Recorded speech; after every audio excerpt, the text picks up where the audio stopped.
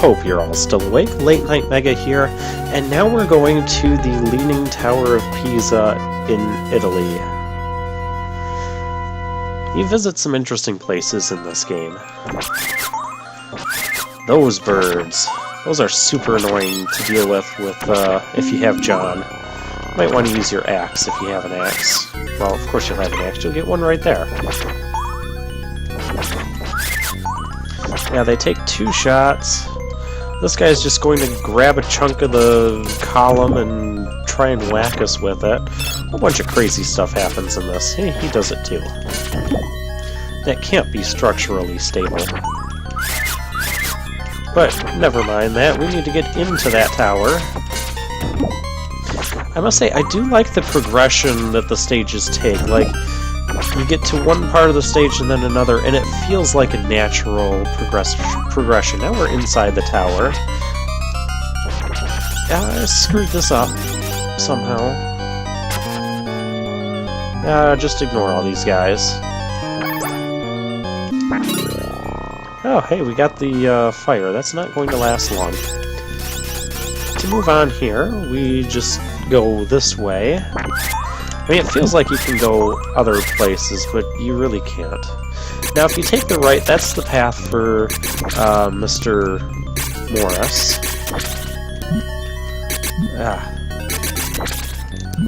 So you're not immune to damage when... We're just gonna get out of here. When you're crouching, but during the actual jump, and they were hitting me while during everything else. A mini-boss.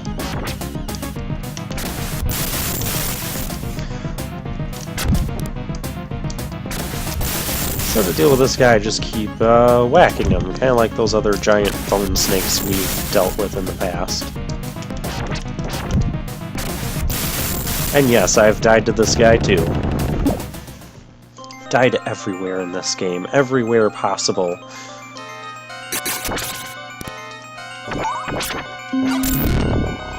And so now we get into a place where the tower is kind of not doing things we want it to do. And of course there's Medusa heads here. Medusa heads show up at the worst spots ever in Castlevania games. It's like a law of the Castlevania games. So we're going to want to move along with the tower here. And there is a 1-up you can get somewhere in one of these candles. Don't ask me if I remember which one it is. It's not that one. The single candles, those are our items. I think that was our 1-up. A lot of the Medusa heads you might just be able to ignore. Of course, since these platforms you can't actually... don't actually have items landing on them. That's why we missed the mirror and it just kind of fell through. Should use our items a bit more. I'm very guilty of not doing that. But this spear reaches so far. I can also do this. Just make that irrelevant.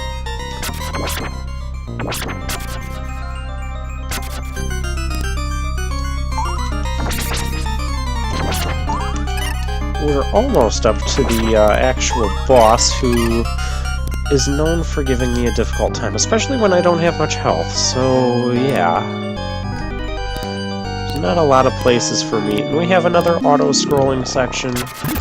This one has these guys. Oh! You don't want to stop. And then we get to this area where a bunch of platforms are going to fall down.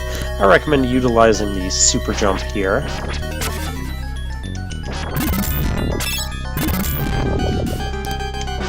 And just staying in the middle helps too.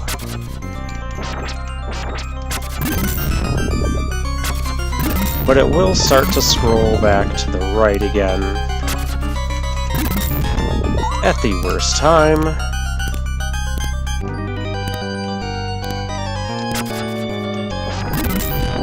I believe if you screw this up, you do have to redo this whole section again. Didn't want the axe. But I have no choice.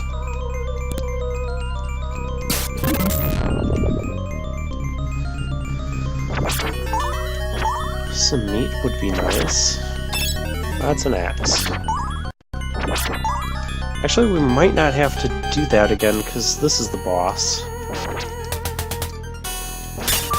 This guy can be kind of tricky, because you're on this platform, and he shoots things in 3 spots, and you're constantly rotating, and you can fall off the edge and die too. So lots of hazards with this battle.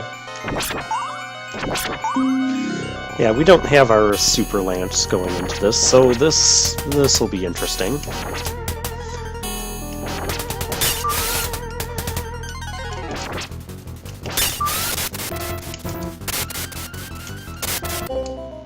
See, we can get hit and knocked off the edge. That's why you kind of want to stay towards the center.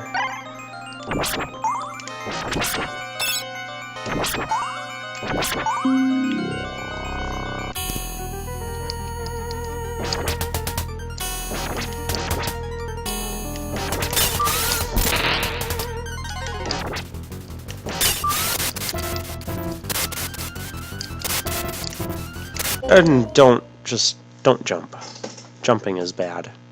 This is one of the bosses that, even to this day, still gives me some hassle.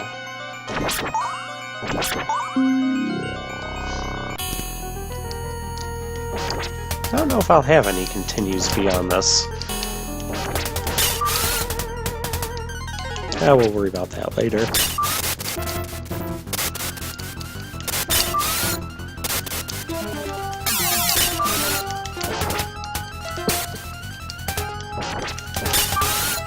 And then, after getting through that first volley, he'll get into this sort of pattern.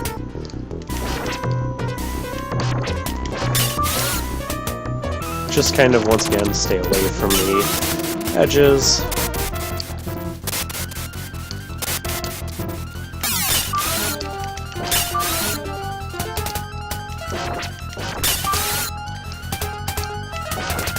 And his final... oh, he's gonna do this again.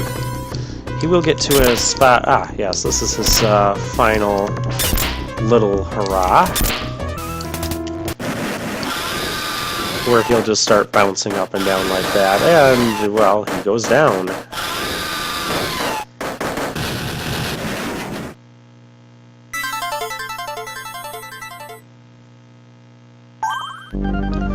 And that's all for stage 3.